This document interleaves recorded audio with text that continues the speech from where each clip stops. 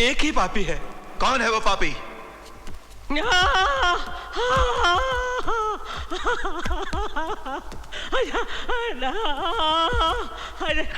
महाराज, ये मेरा पति पचकौड़ी है। इसी ने ही परम पुनीता सीता मैया पर लालचन लगाया था, इसीलिए ईश्वर ने इसकी बाजा छीन ली।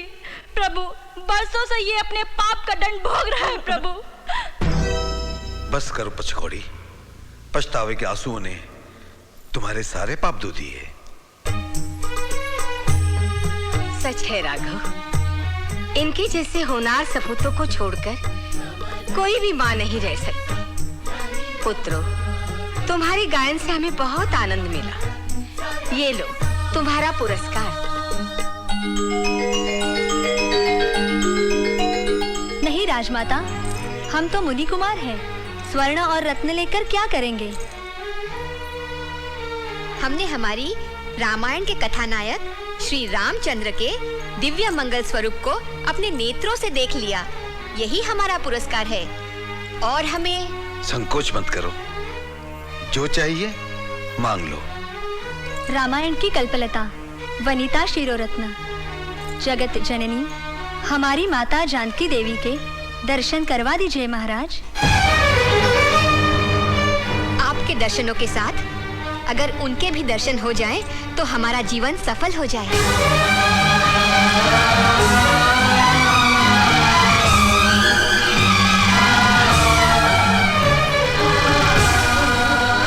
राजमाता, पुरुषोत्तम श्रीराम चले क्यों गए? वे अपना मुंह क्यों छुपा रहे हैं? बोलो सीता, बोलो, मैं उन बालकों को क्या उत्तर दूं? क्या उत्तर दूं? बोलिए ना राजमाता, आप मौन क्यों हैं? क्या हम माता जानकी के दर्शन नहीं कर सकते?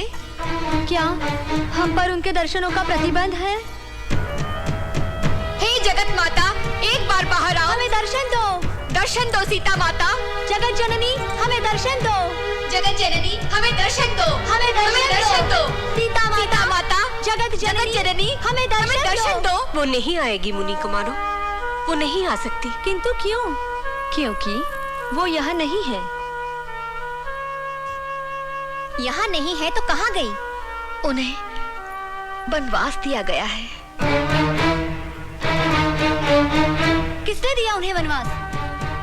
राजा राम नहीं, राजा राम की विवशता ने, उनके कठोर राजधर्म ने। क्या? राजा राम ने स्वयं माता जानकी को वनवास दिया? हाँ। सीता माता का इतना घोर अपमान? करुणा के सागर कहलाने वाले प्रभु श्री राम इतने कठोर? हम दिन रात जिनकी आराधना करते हैं, वे इतने निष्ठुर? माता सीता के बिना श्री राम का चरित्र क्या है? माता जानकी के बिना रामायण में रस ही क्या रह जाता है? अकेले राम नाम से मुक्ति कैसे मिल सकती है? मोक्ष कैसे मिल सकता है? माता जानकी का त्याग करने वाले पत्थर से भी अधिक कठोर। हाँ, राम का नाम कभी नहीं लेंगे। आज के बाद हम कभी रामायण नहीं गाएंगे। अयोध्या में आना ही हमारी भूल थी, अब हम एक पल भी नहीं रुकेंगे। चलो भैया।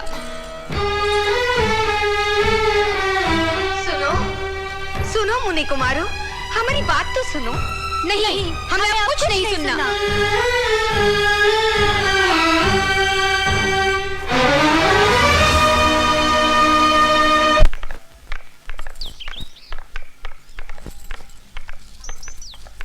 आ गए पुत्रा।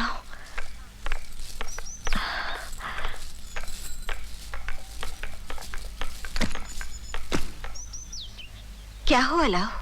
होना क्या है? सुना कुछ और था, देखा कुछ और। ये क्या कह रहे हो?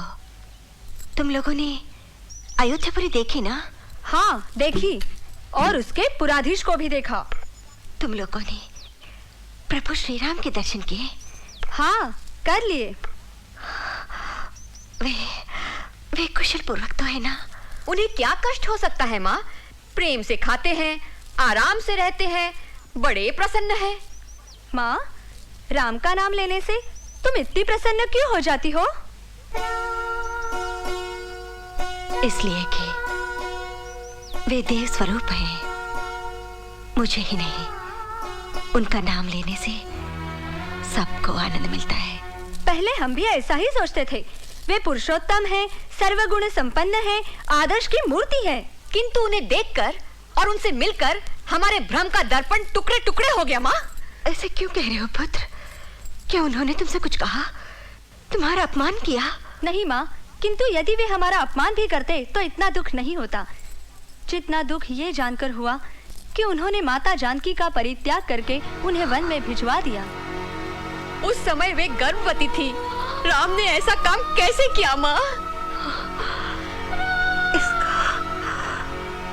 इसका कोई विशेष कारण होगा।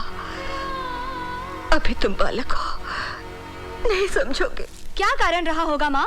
इतना बड़ा अन्याय करने पर भी तुम उन्हीं का पक्ष ले रही हो। सुनकर हमें इतना दुख हुआ है। माता जानकी पर क्या बीती होगी? क्या पता वे जीवित भी है या नहीं। राम अन्यायी है, अधर्मी है। नहीं, नहीं, ऐसा न कहो, ऐसा न कहो।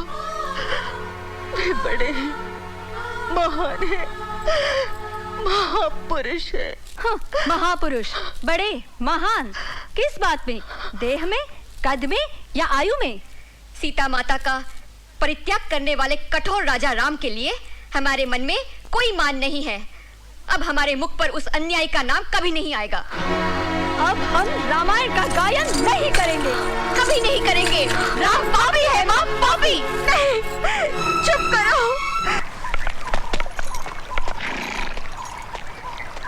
प्रणाम मुनिवर। कौन हो तुम? मैं अयोध्यापति श्री राम का दूत हूँ। वे अश्वमेध यज्ञ की तैयारी कर रहे हैं। वे चाहते हैं कि आप अपनी शिष्यमंडली सहित पधारकर उन्हें कृतार्थ करें। श्री राम अश्वमेध यज्ञ कर रहे हैं। उनकी लोक पावनी भावना का हम आदर करते हैं। ईश्वर करे उनका यह यज्ञ सफल हो। हम आने का प्रयत्न करेंगे।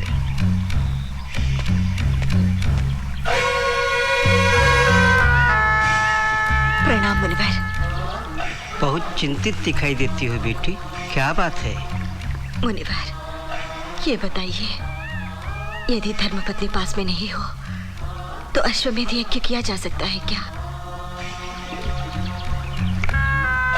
नहीं बेटी, अश्वमेध यज्ञ ही क्या, कोई भी यज्ञ पत्नी के बिना नहीं किया जा सकता।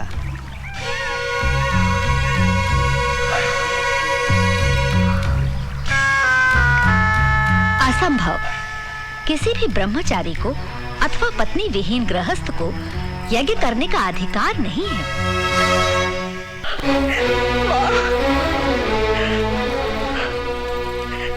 माँ, जीवन के बड़े से बड़े आंधी तूफान और दुखों को सहकर भी मैं जीवित हूँ, किंतु प्रभु श्री राम के दूसरे विवाह की बात सच होने से पहले मुझे इस दुनिया से उठा ले माँ।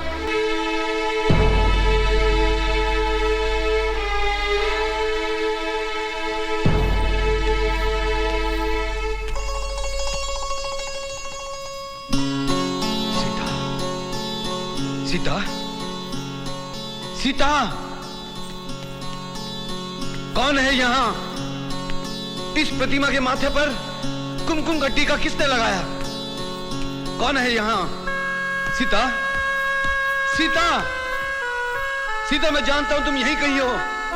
सीता, सीता, सीता, सीता। राघव, राघव, क्या हुआ राघव? क्या हुआ? माँ, सीता आई थी। सीता यहाँ आई थी माँ। तुम जैसे धैर्यवान पुरुष को ऐसी भ्रांति शोभा नहीं देती भैया। राघव, अपने आप को संभालो। तुम अब केवल साधारण पुरुष नहीं, युग पुरुष हो। इस सूर्यवंशी साम्राज्य की महाराजा हो। यदि तुम ही इस प्रकार भ्रांतियों के अंधकार में भटकते रहे तो इस रघुवंश की कीर्ति का क्या होगा? भ्रांतियों के अंधकार में मैं नहीं भटक रहा माँ, मैं सच कह रहा हूं। मैं देखिए, इस प्रतिमा के माथे पर ये टीका देखिए, आप सब लोग देखिए। क्या इसे आपने लगाया? नहीं। आपने लगाया? नहीं। आप में से किसी ने नहीं लगाया। इस चंद्रकार टीके को सीता के अतिरिक्त और कौन लगा सकता है माँ? ये कैसे संभव है भैया? सीता यहाँ कैसे आ सकती है? बार बार सीता की प्रतिमा देखकर तुम्हारी ये दशा हो गई है। आप लोग मानो या ना मानो, किंतु ये सत्य है। सीता की आत्मा यहाँ भटक रही है। गुरुदेव, मन की आकुलता ने मेरे प्रभु पर संदेह करने का अपराध किया है। मेरी बुद्धि भ्रष्ट हो गई थी। मैं प्रायश्चित करूंगी। मुझे मेरे पाप का निवारण बता दीजिए गुरुदेव। यदि तुम एक व्रत का पालन करो तो तुम्हें इस पाप से मुक्ति भी मिल जाएगी और शांति भी। मैं अवश्य करूंगी। आप बताइए गुरुदेव। इसे नवरात्र व्रत कहते हैं।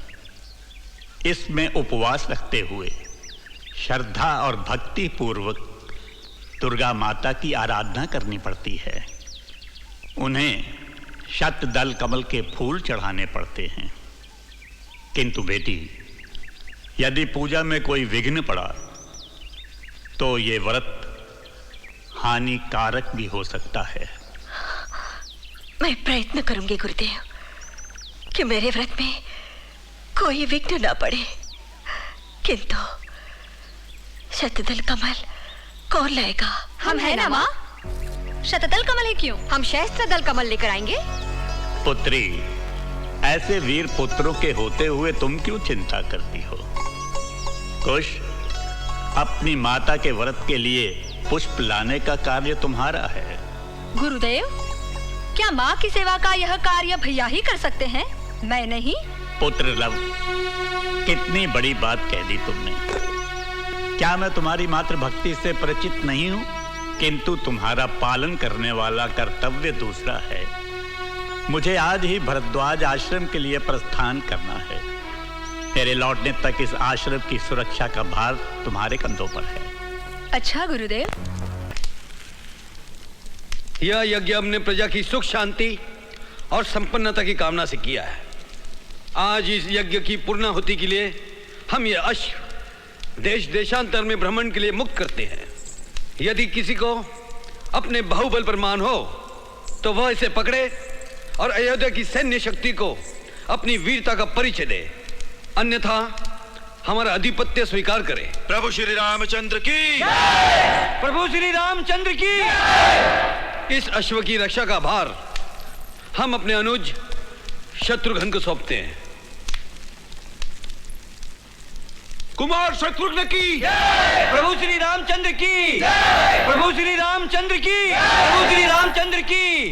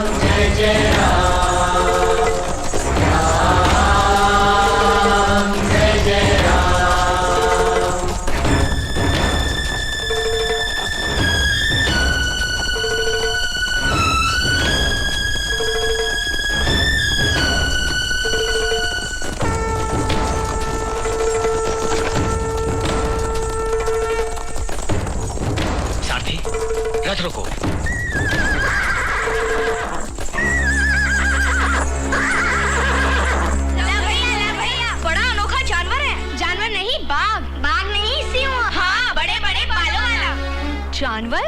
बाघ? सिंह? क्या कह रहे हो तुम लोग? वो देखो। अच्छा,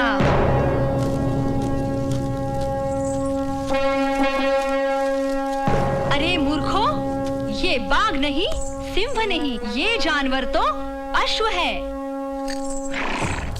अरे, ये रामचंद्र जी का यज्ञाश्व है। ये अश्व कौशल्यानंदन श्री रामचंद्र का है। इसे पकड़ने वाले को अपनी वीरता का परिचय देना होगा। जो इसे मान देगा उसे दरबार में सम्मान मिलेगा।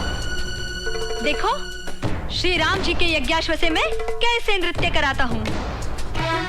श्रीमान अश्व जी, पाँव उठाइए। एक बार और उठाइए।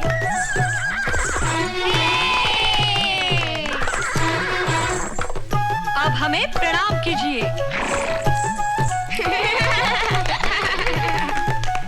और एक बार कीजिए।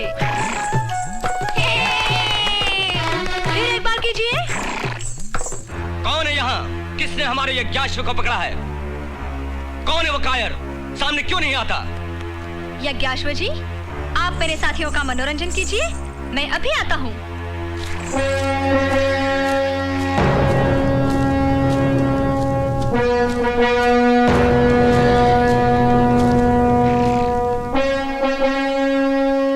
कायर सेवा में प्रस्तुत है। तुमने ही हमारे यज्ञाश्व को पकड़ा है? जी हाँ। ये तुम्हारा अज्ञान है मुनि कुमार। संभव था तुम इसका परिणाम नहीं जानते। ये हमारा अज्ञान नहीं, आपका अभिमान है, क्योंकि परिणाम की चिंता वीर नहीं कायर किया करते हैं। मुनि कुमार, अभी तुम्हारे दूध के दांत भी नहीं गिरे हैं और बातें बनाने से कोई वीर नहीं हो जाता। हमारे दूध के दांत तो गिरकर फिर से आ जाएंगे, किंतु यदि आपके दांत गिर गए तो फिर नहीं आएंगे। लगता है तुमने अश्व के माथे पर लगे स्वर्ण पत्र को नहीं पढ़ा, या फिर तुम सूर्यवंश के प्रताप को नहीं जानते। मैंने स्वर्ण पत्र के एक एक शब्द को ध्यान से पढ़ा है और मैं सूर्यवंश के प्रताप को भी भली प्रकार जानता हूँ। फिर तुमने इतना बड़ा दुस्साहस कैसे किया? महाराजा दशरथ के पुत्र श्री राम ने अपने बाल्यकाल में वीरता के बड़े बड़े